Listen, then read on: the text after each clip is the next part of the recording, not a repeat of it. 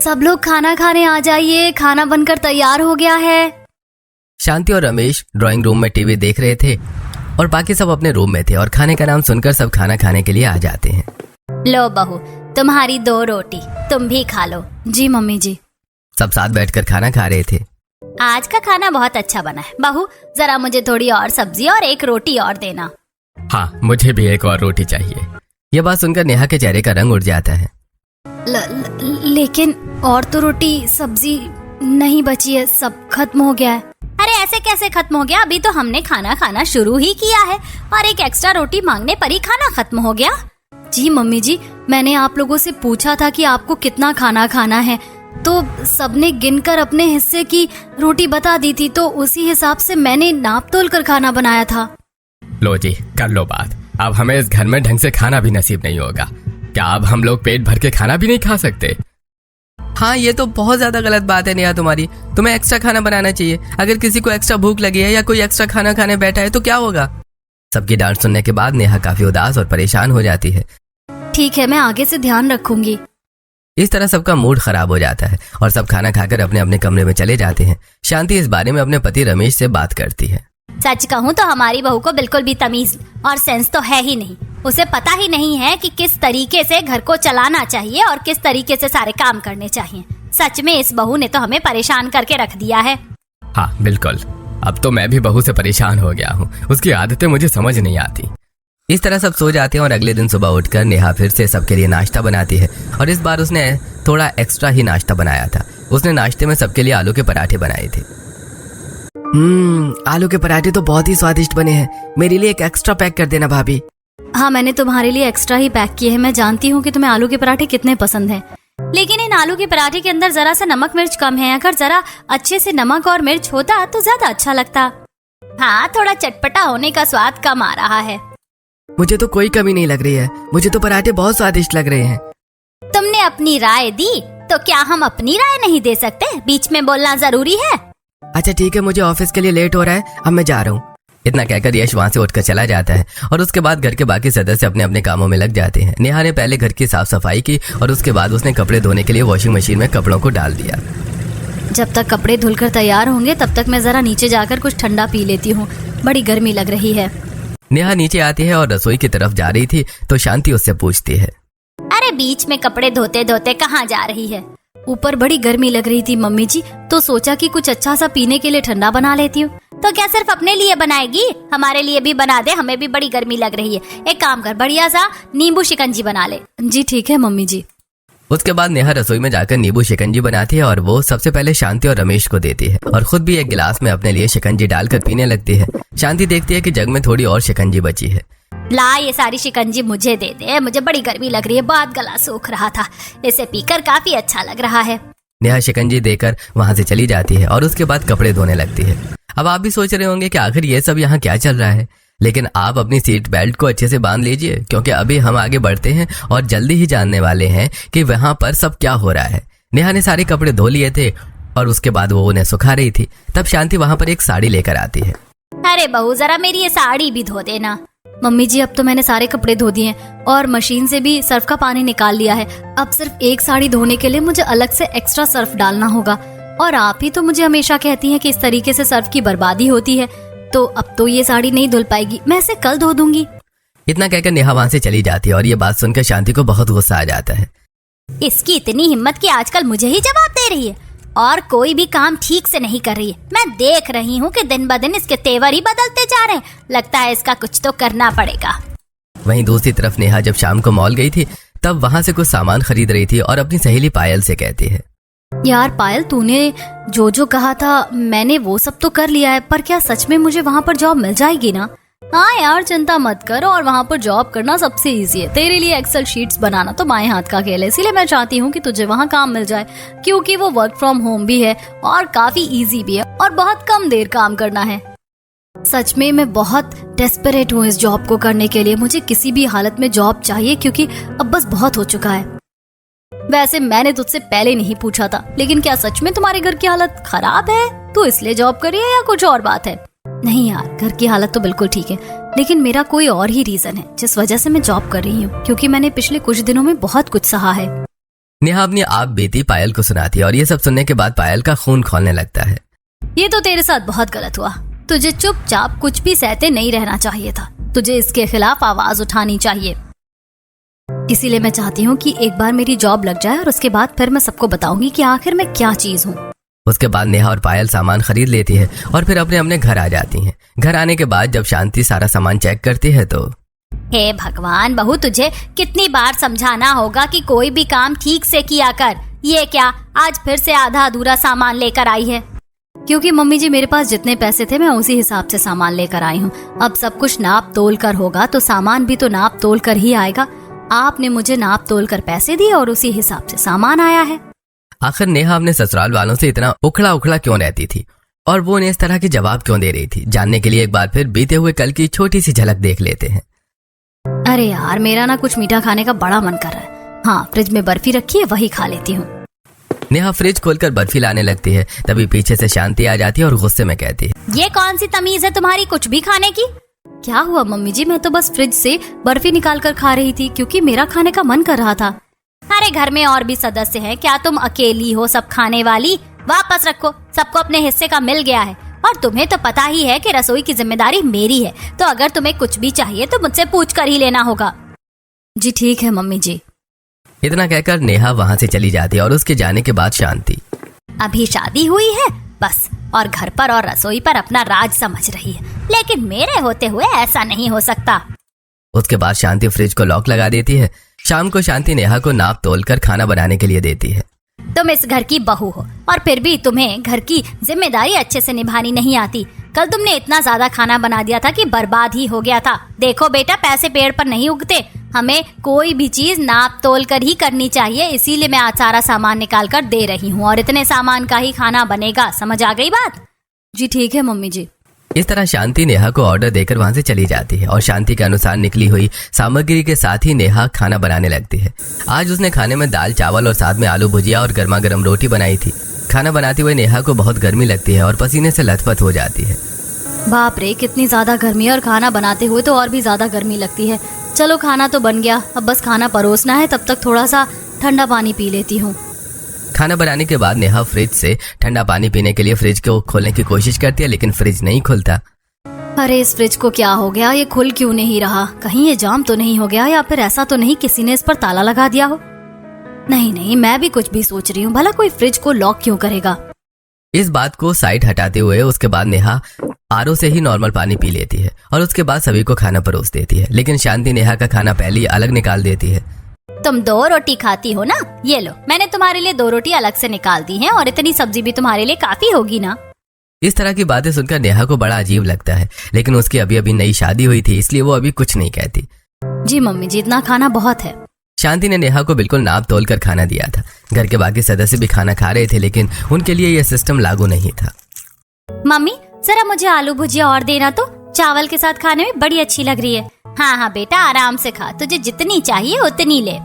इस तरह करके बाकी सदस्यों के साथ तो कोई भेदभाव नहीं हो रहा था, लेकिन ये सब यश देख रहा था। और जब वो देखता है कि नेहा की प्लेट में सब्जी खत्म हो गई है, लेकिन उसके बाद भी नेहा सब्जी नहीं मांग रही, तो उसके बदले वो शांति को कहता है, अरे मम्मी, भाभी की प्लेट में भी सब्जी खत्म हो गई है, आप जरा उनकी प्लेट में सब्जी डाल दीजिए।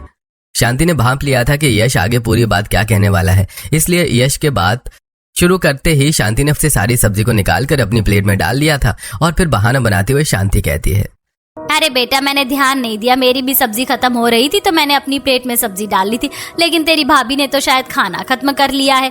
क्यों है ना नेहा, तुम्हें और खाना नहीं चाहिए ना? जी मम्मी जी, मैंने खाना खा लिया है।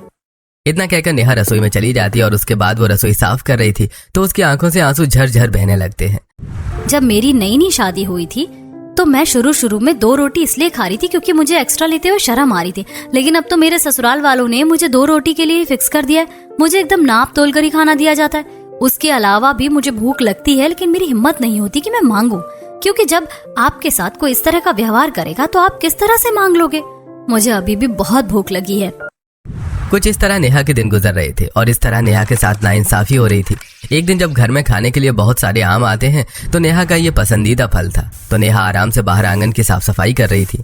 अरे नेहा बेटा, कैसी हो तुम? प्रणाम काकी, मैं बिल्कुल ठीक हूँ, आप बताइए आप कैसी हैं? प्रणाम बेटा, मैं भी बिल्कुल ठीक हूँ। अरे अच्छा है शांति को तुम जैसी बहू मिली है, उसके बाद तो उसके भाग ही खुल गए हैं। कितनी मेहनती हो तुम। नहीं काकी, बस ऐसा कुछ नहीं है। क्यों नहीं है? अरे मैं कभी झूठ नहीं कहती। अच्छा एक बात बताओ, तुम्हारी सास है कहाँ? आजकल नजर ही नहीं आती है। जी अंदर है मम्मी जी। सरला घर के अंदर आती है और शांति के साथ जाकर बातचीत करने लगती है। अरे ये क्या एकदम चूहे की तरह बिल में घुसी रहती है, अपने बिल से बाहर ही नहीं निकलती। अरे बाप रे, इतनी गर्मी में कोई भला अपने बिल से बाहर निकलना भी क्यों चाहेगा? मैं तो एकदम घर में ही ठीक हूँ, मुझे कोई जरूरत नहीं है बाहर आने की। हाँ सही है, देख रही हूँ जब से बहू आई है तब से ही घर से बाहर निकलना कम कर दिया है। क्यों, क्या हमेशा उस पर नजर रखती है क्या? अरे बिल्कुल नहीं, मैं क्यों नजर रखूंगी भला, मुझे क्या मतलब है। मैंने तो पूरे घर की बागडोर बहू के हाथों में ही सौंप रखी है। बाहर से काम करके नेहा घर के अंदर आती है, तब शांति उससे कहती है, अरे बेटा जरा हम दोनों के लिए मैंगो शेक बना दे, बड़ी गर्मी हो रही है। जी ठीक है मम्मी जी। नेहा खुशी खुशी रसोई के अंदर जाती है और मैंगो शेक बनाने की तैयारी करती है। तभी वहाँ पर शांति आ जाती है। अरे बहू, इतने सारे आम क्यों निकाल लिए? सिर्फ 2 लोगों के लिए ही तो मैंगो शेक बनाना है। ये बात सुनकर नेहा बहुत उदास हो जाती है और उसके अनुसार ही शांति उसे कुछ आम, दूध और सारी सामग्री निकाल कर दे देती है। बस इतना ही बनाना है, इससे ज्यादा नहीं बनाना। इतना कहकर शांति वहाँ से चली जाती है और उसके बाद नेहा को दी हुई सामग्री के अनुसार ही वो मैंगो शेक बना देती है और शांति को और सरला को दे देती है। अरे बेटा, सिर्फ हम दोनों के लिए बनाया है या अपने लिए भी बनाया है? जा ले आ, तू भी हमारे साथ बैठ कर पी ले। इस बात पर नेहा हिचकिचा जाती है। वो काकी, दरअसल अरे बहू को मैंगो इतना कुछ खास नहीं अच्छा लगता, इसीलिए उसने अपने लिए नहीं बनाया। इस तरह शांति इस बात को साइड हटा देती है। अच्छा तेरी बड़ी बेटी का क्या रहा, कब आ रही है? उसका कुछ नहीं पता, हमारे लिए तो उसके पास अब टाइम ही नहीं रहता, देखते हैं कब आएगी। और फिर शाम को जब निधि कॉलेज से वापस आती है, भाभी आप मेरे लिए जरा कोल्ड कॉफी बना देना। ठीक है। नेहा निधि के लिए कोल्ड कॉफी बना देती है और उसे पीने के लिए दे देती है। कुछ एक्स्ट्रा कोल्ड कॉफी बचती है तो वो लेकर आती है और खुद पीने लगती है। तो इस बात पर निधि कहती है, क्या भाभी आपको एक्स्ट्रा बनाने की क्या जरूरत? और एक्स्ट्रा बनी थी तो आपने मुझे दी क्यों नहीं? मेरा और कोल्ड कॉफी पीने का बहुत मन कर रहा था। ये बात सुनकर नेहा को बड़ी शर्मिंदगी महसूस होती है। कोई बात नहीं, अब तो आप ही पी लीजिए। इस तरह अक्सर नेहा को हर किसी से ताने मिल रहे थे। बाद में निधि फ्रिज से आम निकाल कर खाने लगती है और उसने एक बारी में 3-4 आम खा लिए थे। नेहा का भी आम खाने का बड़ा मन कर रहा था, उसके पेट में गुड़गुड़ हो रही थी। मैंने दोपहर से कुछ नहीं खाया, बहुत ज्यादा भूख भी लग रही है और सच कहूँ तो मेरा आम खाने का भी बहुत मन कर रहा है। क्या मैं एक आम निकाल कर खा लूं? खा लेती हूँ। अब फ्रूट्स तो घर में सभी के लिए आते होंगे ना। अभी तो मम्मी जी भी नहीं है, अभी खा लेती हूँ। नेहा का इतना ज्यादा आम खाने का मन कर रहा था कि वो खुद पर कंट्रोल नहीं कर पाती और वो रसोई में जाकर एक आम निकाल कर काटने लगती है कि तभी पीछे से शांति आ जाती है। अरे बहू, मुझसे बिना पूछे तू रसोई में क्या कर रही है? शांति की आवाज सुनकर नेहा अचानक से डर जाती है और घबराते हुए कहती है, मम्मी जी दरअसल कुछ नहीं, बस एक आम खा रही थी मैं। अरे इस तरीके से भला कौन आम खाता है? ये भी कोई आम खाने का तरीका हुआ? और अगर तुम्हें आम भी खाना था तो तुमने मुझसे क्यों नहीं पूछा? तुम्हें पता है ना कि अभी रसोई की जिम्मेदारी मेरी है और रसोई में राशन तुम्हारे ससुर जी ही भरवाते हैं, तो तुम्हें कुछ भी करने से पहले हमसे पूछना चाहिए। लाओ दो, मैं तुम्हारे लिए आम काट देती हूँ। शांति आम काटती है और उसमें से बिल्कुल पतली पतली 2 स्लाइस करके नेहा को पकड़ा देती है। लो, अगर एक बारी में खाओगी तो खत्म हो जाएगा ना, इसीलिए थोड़ा थोड़ा खाना चाहिए। इतना कहकर शांति गुस्से में वहां से चली जाती है और नेहा की आंखों में आंसू आ जाते हैं। तब वो अपने मायके के दिनों को याद करने लगती है। मम्मी, मेरा आम खाने का बहुत मन कर रहा है। आपको पता है ना कि मैंगो सीजन शुरू हो गया है, तो आप मेरे लिए आम क्यों नहीं लेकर आई बाजार से? अरे बेटा, अभी सीजन उतने अच्छे से शुरू नहीं हुआ है और अभी जो आम आ रहा है इतना कुछ खास भी नहीं आ रहा है। जब अच्छे मीठे और ताजे आम आएंगे तो मैं तुम्हारे लिए लेकर आ जाऊंगी। तभी वहाँ पर नेहा के पिता आ जाते हैं और उन्होंने अपने हाथों में बहुत सारे आम लिए हुए थे। देखो, मैं अपनी गुड़िया रानी के लिए क्या लेकर आया हूँ, उसकी पसंदीदा चीज। ये देखकर नेहा बहुत ज्यादा खुश हो जाती है और उसके बाद वो एक्साइटेड होकर कहती है, वाह पापा, आप सच में दुनिया के सबसे बेस्ट पापा हो। अब समझ आता है कि क्यों लड़कियां अपने पापा की लाडली होती हैं, क्योंकि उनके पापा उनकी हर इच्छा पूरी करते हैं। हाँ बेटा, बिल्कुल तुम्हारी खुशी के लिए मैं कुछ भी कर सकता हूँ। ये लो तुम्हारा पसंदीदा आम, जितना मन चाहे उतना खा लेना। ठीक है पापा। अच्छा, अगर आपने आम लाकर दे दिए हैं और मम्मी ने आम लाकर नहीं दिए तो मम्मी अच्छी नहीं है, बस पापा ही अच्छे हैं। और जो मम्मी तुमसे घर का काम नहीं करवाती और तुम्हें इतना स्वादिष्ट खाना बनाकर खिलाती है उसका कुछ नहीं। ऐसा नहीं है मम्मी, आप भी वर्ल्ड की सबसे बेस्ट मम्मी हो। आखिर अभी आप ही तो मेरे लिए मैंगो शेक बना कर दोगी। आप दोनों सबसे अच्छे हो। मस्का लगाना कोई इससे सीखे। नेहा की मम्मी उसके लिए मैंगो शेक बनाती है और उसे देती है, और नेहा अपने मायके में अपनी मर्जी से कभी भी किसी भी समय कोई भी चीज निकाल कर खा लेती थी। जब फ्रिज में सब आम खत्म हो जाते हैं और महेश एक दिन फ्रिज खोलकर देखता है तो फ्रिज में आम खत्म हो गए हैं और नेहा की पसंदीदा स्ट्रॉबेरी भी खत्म हो गई है, आज लेकर आनी होगी। शाम को महेश बाजार से मैंगो और स्ट्रॉबेरी लेकर आता है और नेहा के लिए उन्हें फ्रिज में पहले से ही रख देता है। इसीलिए ससुराल ससुराल होता है और मायका मायका होता है, और दोनों की ही अलग पहचान होती है। यहाँ पर मुझे बिल्कुल नाप तोल कर खाना दिया जा रहा है। कई बार तो इतनी भूख लगती है कि बस रुका ही नहीं जाता। बिल्कुल मुझे नाप तोल कर आम दिया है, मुझे ये भी नहीं खाना। गुस्से में नेहा जो बाकी 2 स्लाइस शांति ने उसे दी थी उसे भी छोड़कर वहां से चली जाती है, और जब बाहर आकर देखती है तो निधि आराम से सोफे पर बैठकर अपनी पसंद से 3-4 आम खा रही थी। मम्मी मेरा और आम खाने का मन कर रहा है, ये आम तो सच में बहुत स्वादिष्ट और मीठे हैं। अभी बहुत खा लिया, अभी थोड़ी देर में जाकर खा लेना, एक साथ इतने आम खाना अच्छा नहीं है। लेकिन अभी तो आम का सीजन चल रहा है, अब नहीं खाऊंगी तो कब खाऊंगी? अच्छा ठीक है, जा लेकर आ जा। नेहा ये सब देख रही थी और वो चुपचाप अपने कमरे में चली जाती है। इस बारे में वो रोहन से बात करने की कोशिश करती है। दरअसल मुझे ऐसा लगता है कि मम्मी जी मेरे साथ थोड़ा सा भेदभाव कर रही हैं। सिर्फ मेरे लिए ही खाने पीने पर रोक टोक लगाई जाती है और मुझे एकदम नाप तोल कर ही खाना मिलता है। ये बात सुनकर रोहन गुस्से से भड़क जाता है। तुम्हारी इतनी हिम्मत कि तुम मेरी मम्मी के ऊपर इल्जाम लगा रही हो? तुम्हें पता भी है कि तुम कैसा इल्जाम लगा रही हो? अरे तुम्हें हम अपने साथ बैठाकर खाना खिलाते हैं और जो हम खाते हैं वही तुम्हें खाने के लिए देते हैं, उसके बाद भी तुम ऐसा कैसे बोल सकती हो? लेकिन इतने दिनों से जो मैंने महसूस किया है वही मैं आपको बता रही हूँ। बस बहुत हो गया, मुझे कोई शौक नहीं है तुम्हारी ये सब फालतू की बातें सुनने का। मम्मी जो कह रही है अपने हिसाब से सही कर रही है। इस तरह रोहन भी गुस्से से नेहा को फटकार कर वहां से चला जाता है और नेहा बिल्कुल अकेली हो जाती है। कुछ दिन बाद उसके माता पिता उससे मिलने आते हैं। वो उसके लिए ढेर सारे आम और घेवर लेकर आते हैं। अपनी मम्मी पापा को देखकर नेहा बहुत ज्यादा खुश हो जाती है। मम्मी पापा आप दोनों कैसे हैं? हम तो बिल्कुल ठीक है बेटा, हमें तुम्हारी बहुत याद आ रही थी, इसीलिए हम तुमसे मिलने आ गए। हाँ बेटा, तुम ठीक तो हो ना? यहाँ पर तुम्हें कोई परेशानी तो नहीं है? नहीं पापा, मुझे कोई परेशानी नहीं है। आप बैठिए, मैं आप दोनों के लिए चाय नाश्ता बना कर लाती हूँ। नेहा आराम से रसोई में जाकर चाय नाश्ता बना रही थी और वो बहुत ज्यादा खुश थी। लेकिन आज फिर से शांति से नीचे दिखाने का कोई मौका नहीं छोड़ती। शांति वहां आती और एकदम नाप तोल कर ही नेहा को सामान दे देती है, जिसकी वजह से आज तो नेहा को बहुत ज्यादा गुस्सा आ जाता है। मम्मी जी, आप मुझे हमेशा नाप तोल कर खाना देती हैं, फिर भी मैं उसमें खुश रहती हूँ। लेकिन आज मेरे मम्मी पापा आए हैं तो कम से कम उनके लिए तो मुझे थोड़ा एक्स्ट्रा ही बनाना चाहिए, वरना वो क्या सोचेंगे। बड़ी आई मम्मी पापा की हिमायत लेने वाली। मैंने जितना दिया है उसी में खाना बनाना होगा, ठीक है ना?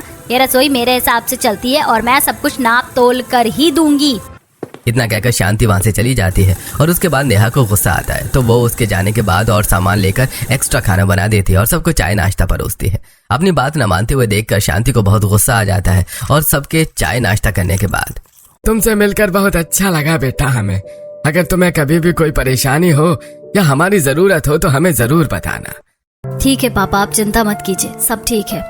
सुनीता और महेश के जाने के बाद जब नेहा एक्स्ट्रा खाना गाय को डाल रही थी तो पीछे से रमेश आता है और ये देखकर गुस्से में कहता है, इतना ज्यादा खाना बर्बाद कर दिया। यही नतीजा होता है जब बड़ों की बात नहीं मानी जाती तो। पैसे का पेड़ पर उगते हैं। अरे मैं अपनी मेहनत की कमाई से इस रसोई में राशन भरवाता हूँ, तो मैं सब कुछ नाप तोल कर करना चाहिए। इस तरह रमेश ताना देकर वहां से चला जाता है। हर वक्त इस तरह के ताने सुनना नेहा के बर्दाश्त से बाहर हो चुका था। जब नेहा घर के अंदर आती है तो, इतना ज्यादा खाना बनाया है क्या? ये सारा खाना तेरे बाप के पैसे से आ रहा है? एक तो यहाँ पर बैठे बिठाए फ्री में खाना मिल रहा है और ऊपर से उसमें भी अपनी मर्जी चला रही है। अरे जो कमाता है ना उसे पता होता है कि एक एक पाई की कीमत क्या होती है। बस आज तो नेहा की अति हो चुकी थी और अब नेहा ने डिसाइड कर लिया था कि अब वो और बदतमीजी नहीं सहेगी। बस बहुत हो गया, अब मैं ये सब और ज्यादा बर्दाश्त नहीं करने वाली। ऐसा ससुराल मिला है ना जो बहू को खाना तोल कर देता है, तो कोई बात नहीं, अब बहू भी सब कुछ तोल कर ही करेगी। फाइनली मुझे जॉब मिल गई। मुझे यकीन ही नहीं हो रहा। Thank God. अब मैं बताती हूँ कि क्या होता है अगर बहू के साथ भेदभाव किया जाता है और उसे नाप तोल कर खाना दिया जाता है, तो बहू भी अब सब कुछ तोल कर ही करेगी। अब नेहा को वर्क फ्रॉम होम जॉब मिली थी और वो फ्रीलांसिंग कर रही थी। उसे कुछ एक्सेल शीट बनानी थी। उसको उसके पर वर्क पेमेंट मिलती थी। कपड़े धोने के बाद नेहा जब अपने लैपटॉप से काम कर रही थी तो, चलो मेरा काम तो हो गया, आज मेरी पेमेंट भी आ जाएगी और अपनी मर्जी से ऑनलाइन बहुत सारे फ्रूट्स मंगवा कर खाऊंगी। थोड़ी देर बाद नेहा की ऑनलाइन पेमेंट आ जाती है और उसके बाद में ऑनलाइन कुछ फ्रूट्स ऑर्डर कर देती है। नेहा दरवाजे पर जाकर डिलीवरी ले लेती है और शांति ये देखकर, अरे बहू, तुझे शर्म नहीं आती कि हमसे बिना पूछे कुछ भी पैसे बर्बाद कर रही है और कुछ भी मंगवाई जा रही है? तुझे कितनी बार समझाया कि रसोई की जिम्मेदारी मेरी है और रसोई चलाने के लिए तुम्हारे पापा जी पैसे देते हैं, जो तुम बिना पूछे उनके पैसों में ऐसे कैसे आग लगा सकती हो? मम्मी जी, जरा अपने गर्म दिमाग को थोड़ा सा शांत कीजिए और देखिए कि किसी और के पैसे नहीं है, मेरे खुद के पैसे हैं और मैंने अपने पैसों से अपने लिए सामान मंगवाया है। इसीलिए मैं किसी दूसरे के पैसे में आग नहीं लगा रही, अपने खुद के पैसे फूंक रही हूँ। नेहा का ये जवाब सुनकर शांति बहुत चक्कर रह जाती है। उसके बाद नेहा किचन में चली जाती है और वहां जाकर फ्रूट्स धोकर अपने लिए फ्रूट रख लेती है। तभी निधि आकर उसमें से स्ट्रॉबेरी और मैंगो लेने लगती है।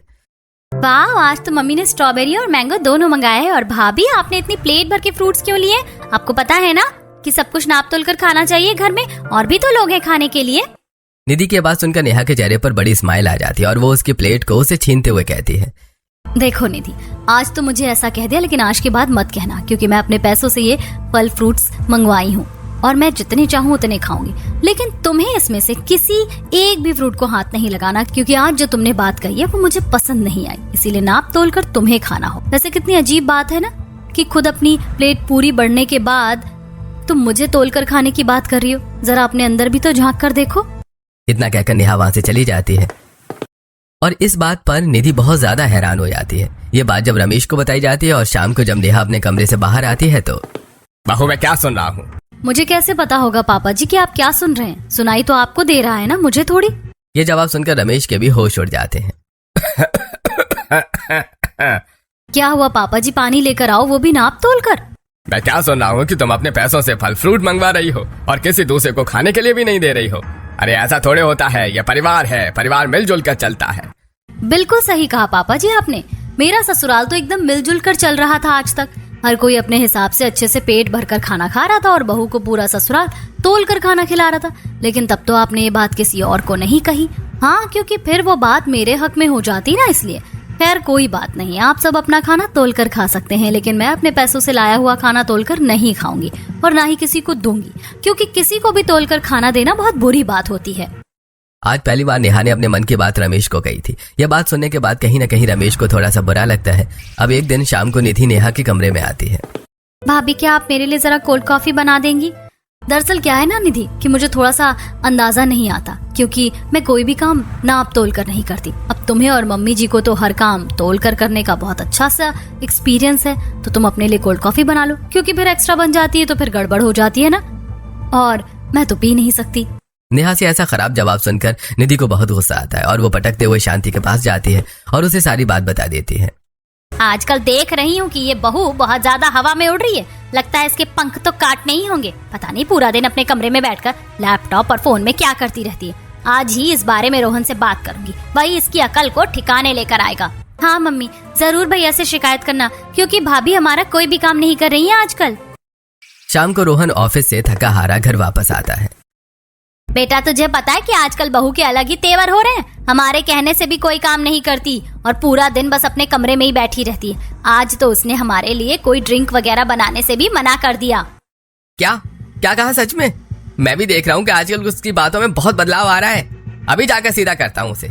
रोहन कमरे में जाता है और नेहा के साथ लड़ाई करने लगता है।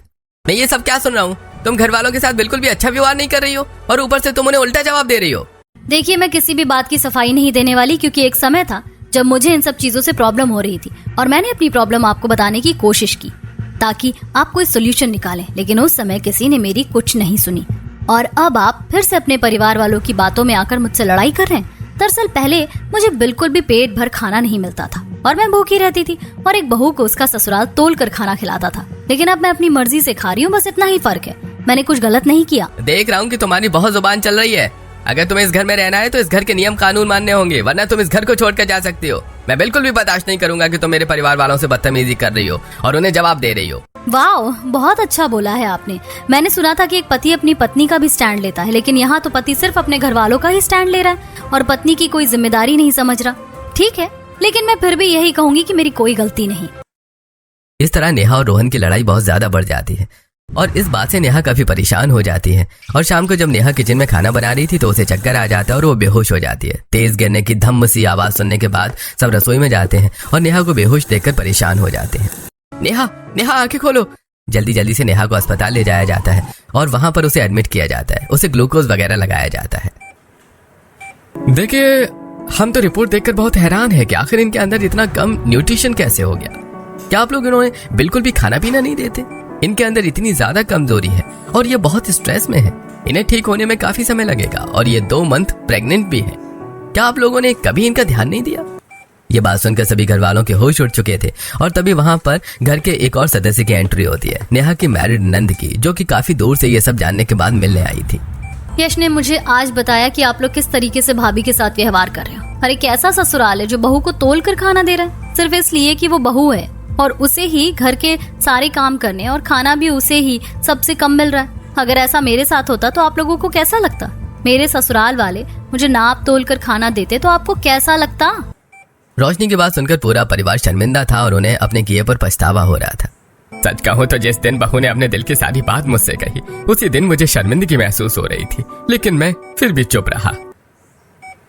सबसे ज्यादा गलती तो मेरी है कि मैं अपनी पत्नी का साथ नहीं दिया और उसके ऊपर ही शक किया, उसकी बात कभी नहीं सुनी। इस वक्त हमें सबसे ज्यादा ध्यान भाभी के ऊपर ही देना चाहिए। वही इस घर के वंश को आगे बढ़ाएंगे। उम्मीद हम भाभी से बहुत कुछ कर रहे हैं, लेकिन हम उन्हें बदले में क्या दे रहे हैं? पूरे परिवार की जिम्मेदारी सिर्फ भाभी ही संभाल रही है, लेकिन फिर भी उनके साथ ऐसा व्यवहार करना बहुत गलत है। रोशनी के समझाने के बाद सबको अपनी गलती का एहसास होता है और जब कुछ दिन बाद नेहा घर वापस आती है तो सब उससे अपनी गलती की माफी मांगते हैं। बेटा हमें माफ कर दो, हमें ऐसा नहीं करना चाहिए था। सबसे ज्यादा गलती मेरी है क्योंकि ये कानून मैंने ही बनाया और मैंने ही तुम्हारे साथ बहुत भेदभाव किया। किसी ने सच कहा है कि अगर बहू घर में आती है तो उसे बहू की तरह नहीं बेटी की तरह ही मानना चाहिए। हाँ, मुझे भी माफ कर दो, आगे से ऐसी गलती नहीं होगी। ठीक है, अगर आगे से ऐसा नहीं होगा तो मैं यहाँ पर खुशी खुशी रहने के लिए तैयार हूँ। इस तरह नेहा ने अपना स्टैंड लिया और रोशनी ने भी सबको समझाया तो सबको अपनी गलती का एहसास हुआ और उसके बाद ससुराल वालों ने